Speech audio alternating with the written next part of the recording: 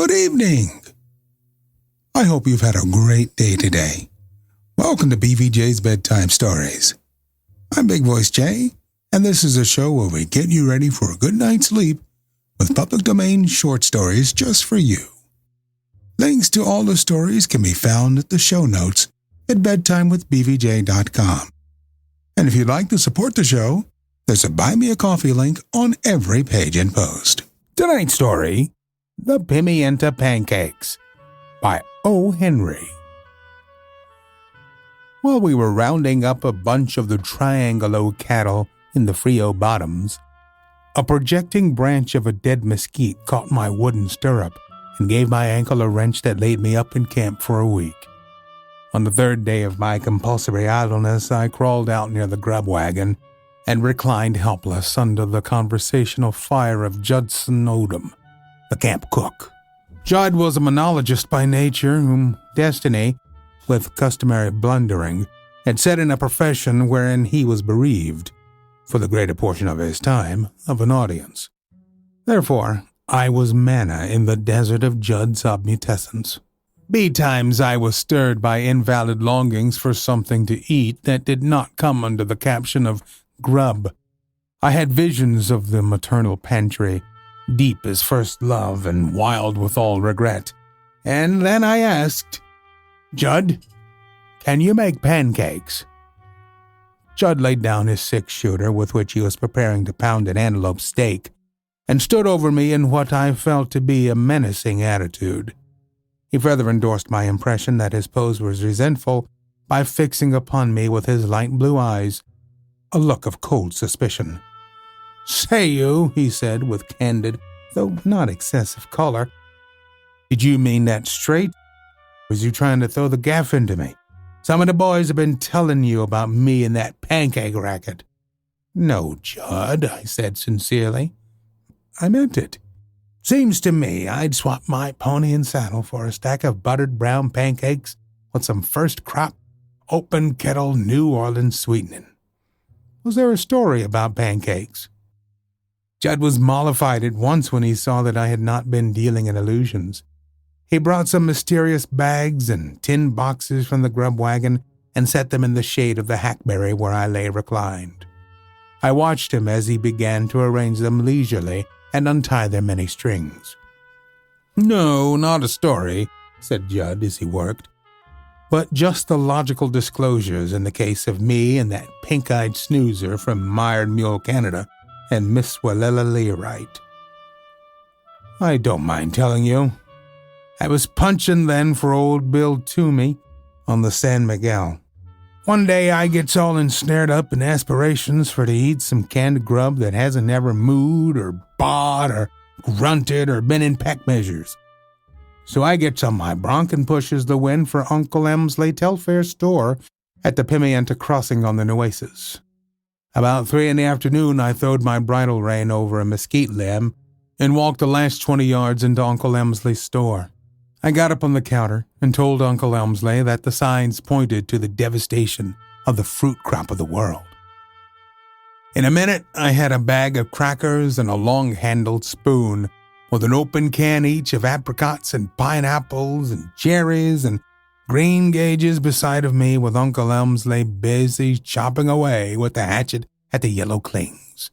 I was feeling like Adam before the apple stampede and was digging my spurs into the side of the counter and working with my 24-inch spoon when I happened to look out of the window into the yard of Uncle Emsley's house, which was next to the store.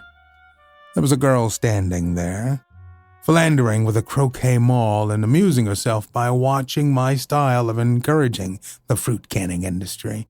I slid off the counter and delivered up my shovel to Uncle Emsley. "That's my niece," says he. "Miss Willella Learight, down from Palestine on a visit. Do you want that I should make you acquainted?" "The Holy Land," I says to myself, my thoughts milling some as I tried to run 'em into the corral. "Why not?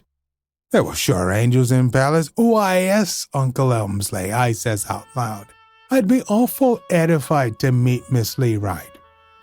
So, Uncle Emsley took me out in the yard and gave us each other's entitlements.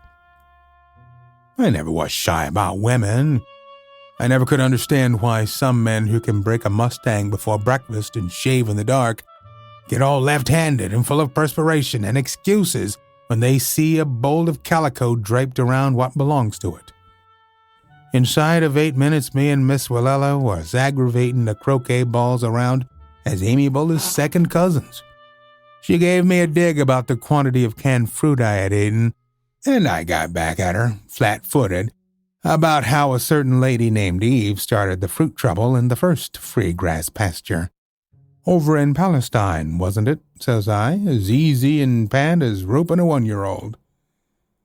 That was how I acquired cordiality for the proximities of Miss Willella Learight, and the disposition grew larger as time passed.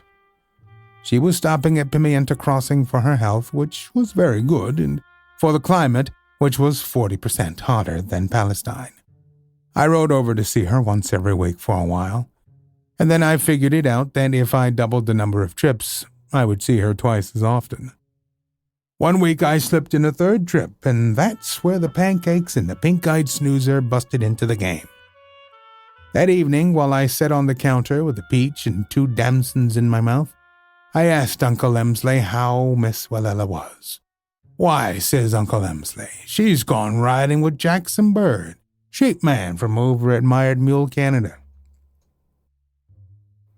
I swallowed the peach seeds and the 2 damson seeds. I guess somebody held the counter by the bridle while I got off, and then I walked out straight ahead till I butted against the mesquite where my roan was tied.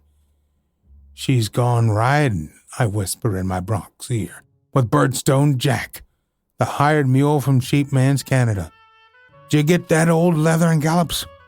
That bronc of mine wept in his way. He'd been raised a cow pony, and he didn't care for snoozers. I went back and said to Uncle Emsley, "Did you say a sheep man?" "I said a sheep man," says Uncle Emsley again. "You must have heard tell of Jackson Bird. He's got 8 sections of grazing and 4,000 head of the finest merinos south of the Arctic Circle." I went out and sat on the ground in the shade of the store and leaned against a prickly pear. I sifted sand into my boots with unthinking hands, while I soliloquized a quantity about this bird with the Jackson plumage to his name. I never had believed in harming sheepmen. I see one day reading a Latin grammar on horseback, and I never touched him. They never irritated me like they do most cowmen. You wouldn't go to work now and impair and disfigure snoozers, would you? They'd eat on tables and wear little shoes and speak to you on subjects. I'd always let 'em pass, just as you would a jackrabbit, with a polite word and a guess about the weather, but no stopping to swap canteens. I never thought it was worthwhile to be hostile with the snoozer, and because I'd been lenient and let 'em live, here was one going around riding with Miss Willella Learight. An hour by sun they came loping back and stopped at Uncle Elmsley's gate. The sheep person helped her off, and they stood throwing each other sentences, all spriteful and sagacious for a while. And then this feathered Jackson flies up in his saddle and raises his little stew-pot of a hat and trots off in the direction of his mutton ranch. By this time I had turned the sand out of my boots and unpinned myself from the prickly pear. And by the time he gets half a mile out of Pimienta, I single-foots up beside him on my bronc. I said that snoozer was pink-eyed, but he wasn't. His seeing arrangement was gray enough, but his eyelashes was pink and his hair was sandy, and that gave you the idea. Sheep man. He wasn't more than a lamb man anyhow. Little thing with his neck involved in a yellow silk handkerchief and shoes tied up in bowknot. "Afternoon," says I to him. "You now ride with a equestrian who is commonly called Dead Moral Certainty Justin on account of the way I shoot.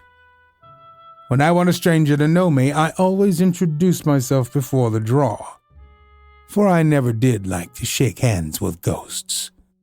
"Ah," says he, just like that. "Ah, I'm glad to know you, Mr. Judson. I'm Jackson Bird, from over at Mired Mule Ranch." Just then, one of my eyes saw a roadrunner skipping down the hill with a young tarantula in his bill, and the other eye noticed a rabbit hawk sitting on a dead limb in a water elm. I popped over one after the other with my .45, just to show him. 2 out of 3, says I. Birds just naturally seem to draw my fire wherever I go. Nice shooting, says the sheep man without a flutter. But don't you sometimes ever miss the third shot? Elegant fine rain that was last week for the young grass, Mr. Judson, says he. Willie, says I, riding over close to his palfrey, your infatuated parents may have denounced you by the name of Jackson, but you sure molted into a twittering Willie. Let us slough off this here analysis of rain and the elements and get down to talk that is outside the vocabulary of parrots. That it's a bad habit you've got of riding with young ladies over at Pimienta.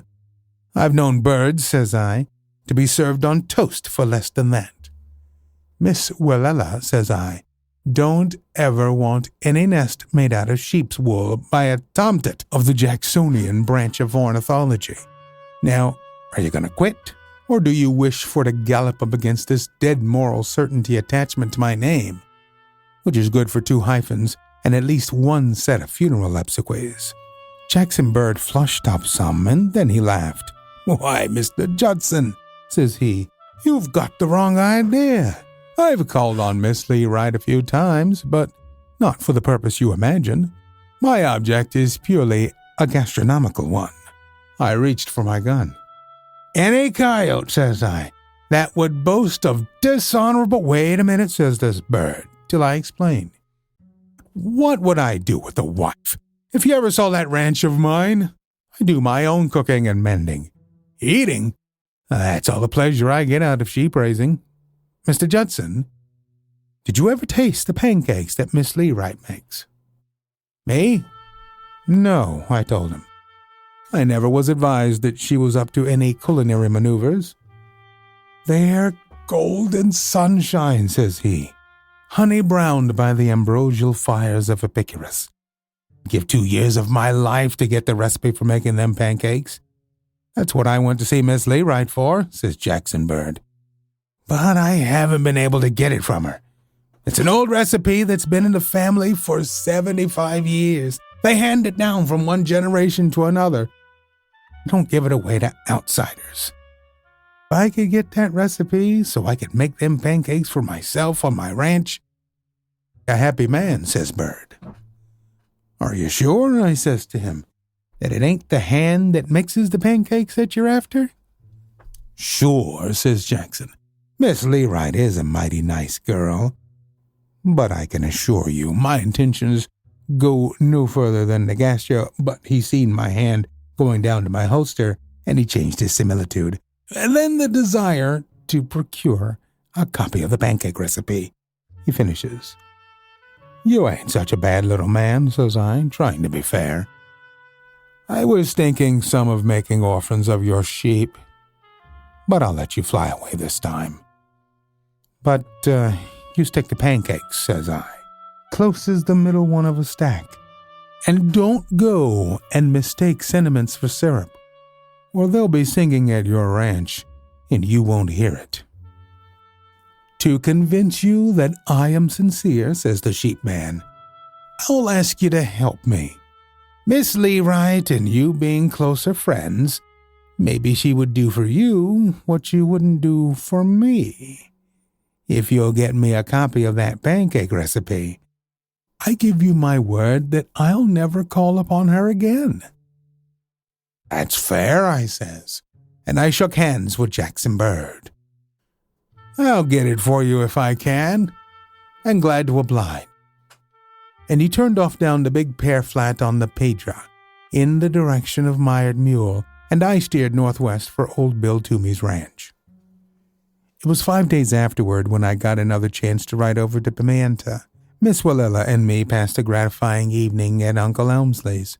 She sang some and exasperated the piano quite a lot with quotations from the operas. I give imitations of a rattlesnake and told her about Snaky McPhee's new way of skinning cows, and described the trip I made to St. Louis once. We was getting along in one another's estimations just fine. Thinks I, if Jackson Bird can now be persuaded to migrate, I win. I recollect his promise about the pancake receipt, and I thinks I will persuade it from Miss Willella and give it to him. And then if I catch his birdie off of mired mule again, I'll make him hop the twig. So along about 10 o'clock, I put on a wheedling smile and says to Miss Willella, "Now, if there's anything I do like better than the sight of a red steer on green grass, it's the taste of a nice hot pancake smothered in sugar house molasses." Miss Willella gives a little jump on the piano stool and looked at me curious. "Yes," says she, "they're real nice." "What did you say was the name of that street in St. Louis, Mr. Odom, where you lost your hat?" "Pancake Avenue," says I, with a wink, to show her that I was on about the family receipt, and that I couldn't be side corralled off of the subject. "Come now, Miss Willella," I says, "let's hear how you make 'em. Pancakes is just whirling in my head like wagon wheels. Start her off now. A pound of flour, 8 dozen eggs, and so on. How does the catalog of constituents run?" "Excuse me for a moment, please," says Miss Willella, and she gives me a quick kind of sideways look and slides off the stool. She ambled out into the other room, and directly Uncle Elmsley comes in his shirt sleeve with a pitcher of water. He turns around to get a glass on the table, and I see a .45 in his hip pocket. Great post holes, thinks I. But here's a family, thinks a heap of cooking receipts, protecting it with firearms. I've known outfits that wouldn't do that much by a family feud. "Drink this here down," says Uncle Elmsley, giving me the glass of water. "You've rid too far today, Judd. You got yourself overexcited. Try to think about something else." "Do you know how to make them pancakes, Uncle Elmsley?" I said. "Well, I'm not as surprised in the anatomy of them as some," says Uncle Elmsley. "But I reckon you take a sifter of plaster of Paris and a little dough and saleratus and corn meal, mix 'em with eggs and buttermilk as usual. Is old Bill gonna ship beeves to Kansas City again this spring, Judd?" That was all the pancake specifications I could get that night. I didn't wonder that Jackson Bird found it uphill work.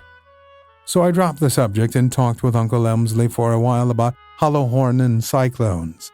And then Miss Willella came and said good night, and I hit the breeze for the ranch. About a week afterward, I met Jackson Bird riding out of Pimienta as I rode in, and we stopped on the road for a few frivolous remarks. "Got the bill of particulars for them flapjacks yet?" "Well, no," says Jackson. "I don't seem to have any success in getting hold of it. Did you try?" "I did," says I.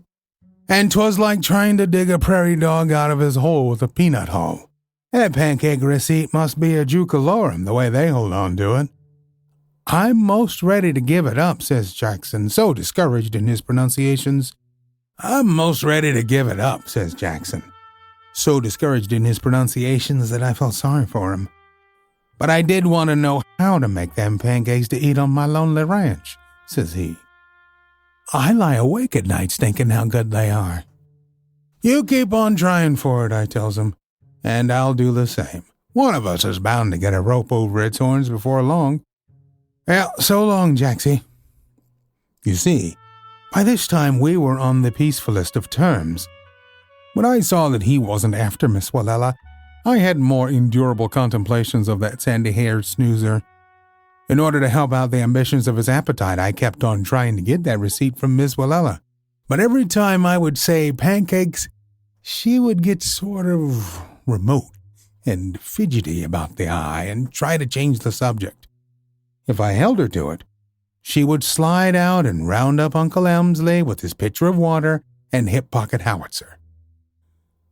One day I galloped over to the store with a fine bunch of blue verbenas that I cut out of a herd of wildflowers over on Poison Dog Prairie. Uncle Elmsley looked at him with one eye shut and says, "Haven't you heard the news?" Cattle up? I asks. Willella and Jackson Bird was married in Palestine yesterday, says he. Just got a letter this morning. I dropped them flowers in a cracker barrel and let the news trickle in my ears and down toward my upper left-hand shirt pocket until I got to my feet. Would you mind saying that over again once more, Uncle Emsley, says I. Maybe my hearing has got wrong and you only said that prime heifers was $4.80 on the hoof or something like that. Married yesterday, says Uncle Emsley, and gone to Waco and Niagara Falls on a wedding tour. Why, didn't you see none of the signs all along? Jackson Bird has been courting Willella ever since that day he took her out riding. Then, says I, in a kind of yell, what was all that zizzaparola he gives me about pancakes? Tell me that. When I said pancakes, Uncle Emsley sort of dodged and stepped back. Somebody's been dealing me pancakes from the bottom of the deck, I says, and I'll find out. I believe you know. Talk up, says I, or we'll mix a pan full of batter right here. I slid over the counter after Uncle Emsley. He grabbed at his gun, but it was in a drawer, and he missed it 2 inches. I got him by the front of his shirt and shoved him in a corner. Talk pancakes, says I, or be made into one. Does Miss Willella make 'em? She never made one in her life, and I never saw one, says Uncle Emsley, soothing. Calm down now, Judd, calm down. You've got excited, and that wound in your head is contaminating your sense of intelligence. Try not to think about pancakes.